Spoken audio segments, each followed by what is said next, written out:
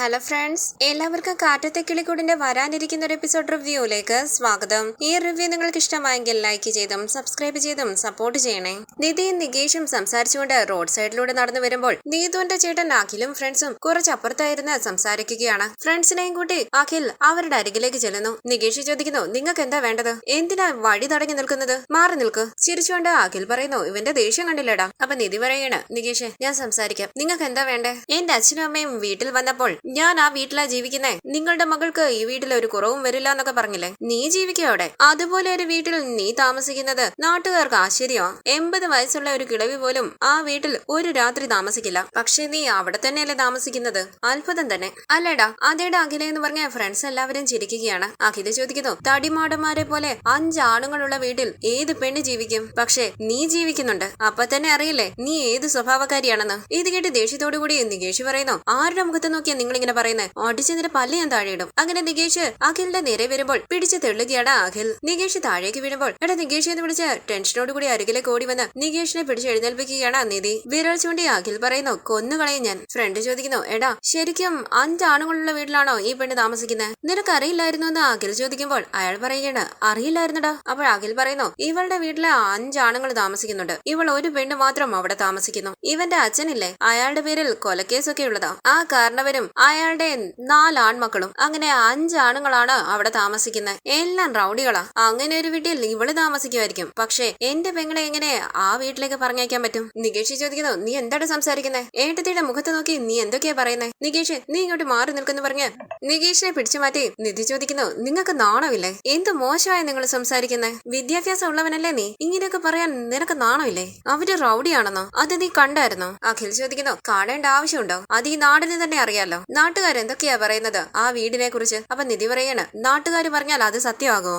നിങ്ങളാ റൗഡികൾ. റോഡിലൂടെ തനിച്ചു പോകുന്ന പെൺകുട്ടികളോട് വളരെ മോശമായല്ലേ നിങ്ങൾ സംസാരിക്കുന്നത്? എന്റെ വീട്ടിലുള്ള ആരും ഒരു പെണ്ണിനോട് ഇതേപോലെ തരം താണ രീതിയിൽ സംസാരിക്കാറില്ല. നീയൊക്കെയാടാ റൗഡികൾ. വിരൽ ചൂണ്ടി അഖിൽ പറയുന്നു, എടി മിണ്ടരുത്. നിന്റെ സ്വഭാവം ഞങ്ങൾക്ക് എല്ലാവർക്കും മനസ്സിലായി. നീ ഉറക്കെ സംസാരിച്ചാൽ ഈ നാട്ടുകാർ പറയുന്ന സത്യമൊക്കെ ഇല്ലാതാകുമോ? ഈ നാട്ടിലെ ഏതെങ്കിലും ഒരു വീട്ടിൽ 5 ആണുങ്ങൾ മാത്രം താമസിക്കുന്ന വീട്ടില് ഒരു പെണ്ണായിട്ട് താമസിക്കുന്ന കണ്ടിട്ടുണ്ടോ? ആരുമില്ല. നീയാണ് ഫസ്റ്റും ലാസ്റ്റും. ഇത് കേട്ട് അഖിലിന്റെ ഫ്രണ്ട്സ് ചിരിക്കുമ്പോൾ നികേഷ് പറയുന്നു, എടാ നീ ഒരുപാട് ഓവറായിട്ടാ സംസാരിക്കുന്നത്. നികേഷ് ഇങ്ങോട്ട് മാറി നിൽക്കുന്ന പറഞ്ഞ് നികേഷിന്റെ കയ്യിൽ പിടിച്ചു മാറ്റുകയാണ് നിധി. അപ്പൊ നികേഷ് പറയുകയാണ്, ഏട്ടതി ഇവന്മാർ ആരുടെ മുഖത്ത് നോക്കി ഇങ്ങനെയൊക്കെ പറയുന്നത്? അപ്പൊ നിധി പറയുകയാണ്, നീ അടങ്ങി നിൽക്കും നികേഷ്, ഞാനല്ലേ പറയുന്നത്. ഇവരൊക്കെ മാനം കെട്ടവരാ, ഇവർക്ക് എന്തും പറയാം. നമ്മളും അതേപോലെ സംസാരിക്കാൻ പാടില്ല. നീ വാ. നികേഷ് ചോദിക്കുകയാണ്, ഏട്ടത്തിയെ കുറിച്ച് ഇവരെന്തൊക്കെയാ പറഞ്ഞത്? ഇവരെ എങ്ങനെ വെറുതെ വിടാൻ പറ്റും? വരുന്ന ദേഷ്യത്തിനുണ്ടല്ലോ. അപ്പൊ നിധി പറയുകയാണ്, നികേഷ് നിന്നോടല്ലേ പറഞ്ഞത് വരാൻ? വാടാന്ന് പറഞ്ഞ് നികേഷിനെ പിടിച്ചു വലിച്ച് അവിടെ നിന്ന് കൊണ്ടുപോവുകയാണ് നിധി. അഖിലും ഫ്രണ്ട്സും ചിരിച്ചുകൊണ്ട് അവർ പോകുന്നത് നോക്കി നിൽക്കുകയാണ്. നികേഷ് ദേഷ്യത്തോടു കൂടി തിരിഞ്ഞു നോക്കുന്നുണ്ട്. തുടർന്ന് നികേഷ് പറയണേ,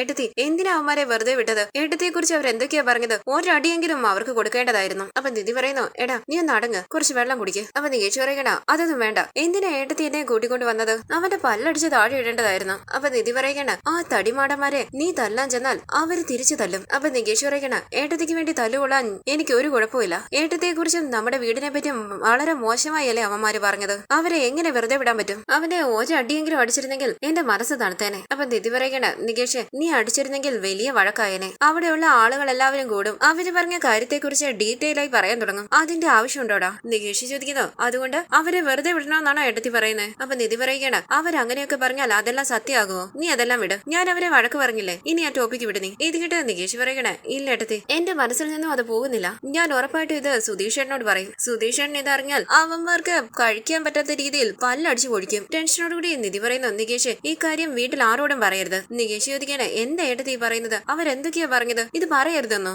ഞാൻ ഉറപ്പായിട്ടും പറയട്ടത്തി. അപ്പൊ നിധി പറയണ, നീ അത് വിട് നികേഷ്, ഞാൻ പറയുന്ന കേൾക്ക്. അപ്പൊ നികേഷ് പറയണ, ഏട്ടത്തി ഞാൻ പറയും, ഉറപ്പായിട്ടും പറയും. അവരെന്ത് മോശമായി സംസാരിച്ചത് അത് മറച്ചു വെക്കണമെന്നാണോ പറയുന്നത്? ഞാൻ സുഭാഷ് ചേട്ടനോടും സുധീഷ് ചേട്ടനോടും ഹരീഷ് ചേട്ടനോടും പറയും കാര്യം. ടെൻഷനോടുകൂടി നിധി പറയുന്നു, നികേഷ് നടന്ന കാര്യം ആരോടും പറയണ്ട. അപ്പൊ നികേഷ് പറയണ, ഇവരെ ഇങ്ങനെ വെറുതെ വിടാൻ പാടില്ല ഏട്ടത്തി, തല്ലി ചതയ്ക്കണം. പിന്നെ അവര് ഒരിക്കലും ഒരു പെണ്ണിനോട് ഇങ്ങനെയൊന്നും സംസാരിക്കില്ല. ഏട്ടത്തി എന്തിനാ എന്നെ പിടിച്ചു വലിച്ചു കൊണ്ടുവന്നത്? അവരെന്നെ 10 അടി അടിച്ചാലും ഞാൻ അവനെ ഒരടിയെങ്കിലും അടിച്ചേനെ. അവരെല്ലാവരും ചിരിക്കുന്ന കണ്ടില്ലേ? ഇത് കേട്ട് നിധി പറയണ, നികേഷ് നീ ഒന്ന് റിലാക്സ് ആക്. അപ്പൊ നികേഷ് ചോദിക്കണ, എങ്ങനെ റിലാക്സ് ആകണമെന്നാ? ഏട്ടത്തിക്ക് ദേഷ്യമേ വരുന്നില്ലേ? അപ്പൊ നിധി പറയണ, എന്റെ തല മുതൽ കാല് വരെ ദേഷ്യം വരുന്നുണ്ട്. പക്ഷെ റോഡില് ഇതേപോലെയുള്ള റൗഡികൾ പലതും പറയും. അതിനൊക്കെ മറുപടി പറയേണ്ടത് നമ്മുടെ ജോലിയാണോ? അപ്പൊ നികേഷ് പറയണ, അവരേട്ടത്തിയെ എന്തൊക്കെയാ പറഞ്ഞത്. അവരെ എന്തിനാ വെറുതെ വിടാൻ പറയുന്നേ? അപ്പൊ നിധി പറയുകയാണ്, ദേ നോക്ക് നികേഷ്, നീ ആദ്യം ഈ കാര്യമൊന്നും വീട്ടിൽ പറയില്ല എന്ന് പറ. അപ്പൊ നികേഷ് പറയുന്നു, ഇല്ല ഏട്ടത്തി, ഞാൻ പറയും. അപ്പൊ നിധി പറയുന്നു, നികേഷ്, നടന്ന ഒരു കാര്യവും നീ വീട്ടിൽ പറയാൻ പാടില്ല. വീട്ടിൽ പറഞ്ഞാൽ എന്താ നടക്കാൻ പോകുന്നതെന്നറിയോ? സുധീഷിന്റെ ദേഷ്യം നിനക്കറിയാലോ. ഇപ്പൊ തന്നെ പോലീസ് സ്റ്റേഷനിൽ കയറി ലൈസൻസും ജോലിയും ഇല്ലാതെ ഇരിക്കുകയാണ്. നീ ഇപ്പൊ ഇത് പറഞ്ഞാൽ അവന്മാരെ വെറുതെ വിടില്ല സുധീഷ്, പോയി അടിക്കും, അവരും തിരിച്ചടിക്കും. പിന്നെയും കോർട്ട് കേസ് എന്നൊക്കെ പറഞ്ഞു പോയാൽ പിന്നെയും സുധീഷിന് ലൈസൻസ് കിട്ടാൻ താമസമാകും. ഏതോ ഒരുത്തൻ എന്തോ പറഞ്ഞെന്ന് കരുതി നമ്മൾ നമ്മുടെ ജീവിതം നശിപ്പിക്കരുത് നികേഷേ. നീ ഒന്ന് ആലോചിക്ക്. നീ ഇത് സുധീഷിനോട് പറഞ്ഞാൽ ഞാൻ ഈ പറഞ്ഞതുപോലെ എല്ലാം സംഭവിക്കും. സുധീഷിന്റെ ജീവിതത്തെ ആയിരിക്കും അത് കൂടുതലായി ബാധിക്കുക. സുഭാഷ് ഏട്ടനും ഹരീഷും എല്ലാം വഴക്കുണ്ടാക്കാനായി ഇറങ്ങും. ഹരീഷിന്റെ കാര്യം അറിയാലോ, വലിയ ദേഷ്യമായിരിക്കും. പ്ലീസ് നികേഷ്, ഇതൊന്നും വേണ്ട. ഏതോ ഒരുത്തൻ പറഞ്ഞ വാക്ക് കേട്ട് മറുപടി കൊടുത്ത് നമ്മുടെ ജീവിതം എന്തിനാ നമ്മൾ ഇല്ലാതാക്കുന്നത്? പറയുന്നവൻ പറയട്ടെ, സത്യം എന്താണെന്ന് നമുക്കറിയാലോ. നിനക്ക് നിന്റെ ചേട്ടന്മാരോട് ഇഷ്ടമുണ്ടെങ്കിൽ ഞാൻ പറയുന്നത് മനസ്സിലാക്കാൻ ശ്രമിക്കുക. ആരെങ്കിലും എന്തെങ്കിലുമൊക്കെ പറയുമ്പോൾ അതിനെല്ലാം വഴക്കു കൂടാൻ നടന്നാൽ ആരുടെ ജീവിതത്തിലായിരിക്കും പ്രശ്നം ഉണ്ടാകുക? നാട്ടുകാർ കൂടും, എല്ലാവരും ഈ കാര്യം അറിയും. വഴക്കിട്ട് പോലീസ് കേസൊക്കെ ആയാൽ അപ്പോഴും സുധീഷിനല്ലേ പ്രശ്നം? നമ്മുടെ വീട്ടിലുള്ള ആരെങ്കിലും ജയിലിൽ പോകേണ്ട അവസ്ഥയായാൽ ആ ആളുടെയും ബാക്കിയുള്ള എല്ലാവരുടെയും ജീവിതം പോകും. ദേഷ്യത്തില് ഓരോ തീരുമാനങ്ങൾ എടുക്കരുത് നികേഷേ. പ്ലീസ് മനസ്സിലാക്ക് നികേഷേ. എന്താടാ, പറയില്ലല്ലോ അല്ലേ? എനിക്ക് സത്യം ചെയ്തതാ. അപ്പൊ നികേഷ് പറയണ, ഏട്ടത്തി ഇത്രയൊക്കെ പറഞ്ഞില്ലേ, ഞാൻ പറയില്ല. അപ്പൊ നിധി പറയണ, അത് സാരമില്ല, നീ സത്യം ചെയ്യ. നികേഷേ, നമുക്ക് ഒരുപാട് ഇഷ്ടമുള്ളവർ, നമ്മളോട് അടുത്തിടപഴകുന്നവർ, അവരെന്തെങ്കിലും പറഞ്ഞാലാ നമുക്ക് വിഷമം തോന്നുക. ഇവനൊരു റൗഡിയാ, അവൻ പറയുന്നത് കേട്ട് ഞാൻ വിഷമിക്കൂടാ, നീ അത് വിട്. അപ്പൊ നികേഷ് പറയണ, ശരി ഏട്ടത്തി, ഞാൻ പറയില്ല. പക്ഷെ എനിക്ക് നല്ല ദേഷ്യമുണ്ട്. ചേട്ടന്മാരോട് പറഞ്ഞാൽ അവനെ കൊന്നുകളയും. ഏട്ടത്തി പറഞ്ഞത് മനസ്സിലായി, അതുകൊണ്ട് തന്നെ ഞാൻ ചേട്ടന്മാരോട് പറയുന്നില്ല. നിധി പറയുന്നു, നികേഷ് നീ അത് വിട്, ബസ് വരാൻ സമയമായി. തുടർന്ന് മറ്റൊരു ദിവസം നികേഷ് കോളേജിൽ പോകുന്നില്ല എന്ന് പറഞ്ഞ് മടി പിടിച്ച് വീട്ടിലിരിക്കുകയാണ്. നിധി ഓഫീസിലേക്ക് പോകാനായി ബസ് സ്റ്റോപ്പിലേക്ക് പോകുന്നു. നിധി ബസ് കാത്തു നിൽക്കുമ്പോൾ കുറച്ച് അപ്പുറത്തായി നിൽക്കുന്ന അഖിലും ഫ്രണ്ട്സും ഉറക്കെ അഞ്ജലി എന്ന് വിളിക്കുകയാണ്. നിധി ടെൻഷനോടുകൂടി അവരെ നോക്കുമ്പോൾ അഖിൽ പറയുന്നു, അഞ്ജലി ദേ ഇങ്ങോട്ട് നോക്ക്. നിധി ഒന്നും മിണ്ടാതെ നിൽക്കുമ്പോൾ അരികിലേക്ക് വന്ന അഖിൽ പറയുകയാണ്, അഞ്ജലി നിന്നെയാ വിളിച്ചത്. ഞാൻ കറക്റ്റ് അല്ലേടാ പറഞ്ഞത്? അഖിലിന്റെ ഒരു ഫ്രണ്ട് ചോദിക്കണം, അഞ്ജലി എന്ന് പറഞ്ഞാൽ ആരാണെന്ന് ഈ കുട്ടിക്ക് അറിയില്ലേ? നമ്മൾ വേണമെങ്കിൽ പറഞ്ഞു കൊടുക്കാം. അപ്പോൾ അഖിൽ പറയണം, പറഞ്ഞു കൊടുക്കാം. 5 ആണുങ്ങൾ മാത്രമുള്ള വീട്ടില് നീ മാത്രം തനിച്ച് ജീവിക്കുന്നില്ലേ, അതുകൊണ്ട് നിന്നെ അഞ്ജലി എന്ന് വിളിച്ചത്.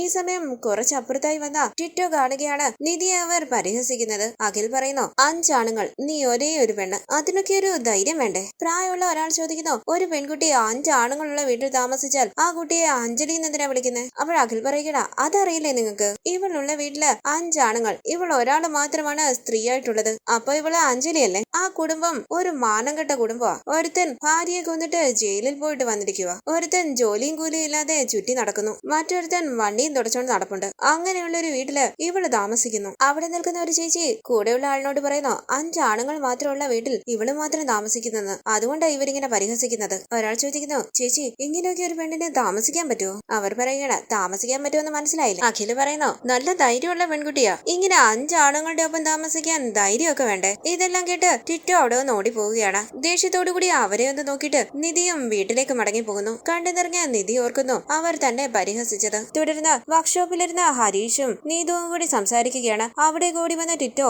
നിധിയെ നീതുവിന്റെ ചേട്ടൻ പരിഹസിച്ച കാര്യം പറയുന്നു. ഇത് കേട്ട് ദേഷ്യത്തോടു കൂടി ബൈക്കിൽ കയറി അവിടെ നിന്ന് പോവുകയാണ് ഹരീഷ്. നീതു ടെൻഷനോടുകൂടി നിൽക്കുന്നു. തുടർന്ന് സുഭാഷും നികേഷും സുധീഷും നിധിക്ക് പുതിയതായി ഒരു സ്കൂട്ടർ വാങ്ങുന്നതിനെ കുറിച്ച് സംസാരിക്കുകയാണ്. നിധിക്ക് നമ്മൾ വാങ്ങിയത് പഴയതായതുകൊണ്ട് ഞാനൊരു പുതിയ സ്കൂട്ടർ വാങ്ങിച്ചു കൊടുക്കുമെന്ന് സുധീഷ് പറയുന്നു. ഈ സമയം വീട്ടിലേക്ക് വരികയാണ് നിധി. നികേഷ് പറയുന്നു, സുഭാഷ് ഏട്ടാ, ഏട്ടത്തെ തിരിച്ചു വരുന്നുണ്ട്. അകത്തേക്ക് കയറി വന്ന നിധി ആരുടെയും മുഖത്ത് നോക്കാതെ റൂമിലേക്ക് പോകാനായി തുടങ്ങുമ്പോൾ സുഭാഷ് ചോദിക്കുന്നു, എന്താ മോളെ, എന്താ തിരിച്ചു വന്നേ? നികേഷ് ചോദിക്കുന്നു, ഏട്ടത്തി ഞാൻ കോളേജ് കട്ട് ചെയ്തതുപോലെ ഏട്ടത്തി എന്താ ഓഫീസിൽ പോകുന്നില്ല എന്ന് വിചാരിച്ചു. ഇത് കേട്ട് എല്ലാവരെയും ഒന്ന് നോക്കിയിട്ട് നിധി പൊട്ടിക്കരയുകയാണ്. സുഭാഷ് ചോദിക്കുന്നു, എന്താ മോളെ, എന്തിനാ മോള് കരയുന്നേ? സുധീഷ് ചോദിക്കുന്നു, എന്തു പറ്റി നിധി? നിധി ഒന്നും പറയാതെ കരയുകയാണ്. എല്ലാവരും ടെൻഷനോടുകൂടി മുഖത്തോട് മുഖം നോക്കുന്നു. സുധീഷ് ചോദിക്കുന്നു, എന്തു പറ്റി നിധി, എന്താ നടന്നെന്നൊന്ന് പറ. അപ്പൊ നിധി പറയുകയാണ്, കുറച്ച് റൗഡികൾ ഞാൻ ബസ് സ്റ്റോപ്പിൽ നിന്നപ്പോൾ എന്നെ പരിഹസിച്ചു. എന്നെ അവർ അഞ്ജലി എന്ന് വിളിച്ച് വളരെ മോശമായി സംസാരിക്കുന്നു. ഇത് കേട്ട് ദേഷ്യത്തോടുകൂടി സുഭാഷ് ചോദിക്കുന്നു, ആരാ മോളെ അങ്ങനെ വിളിച്ചത്?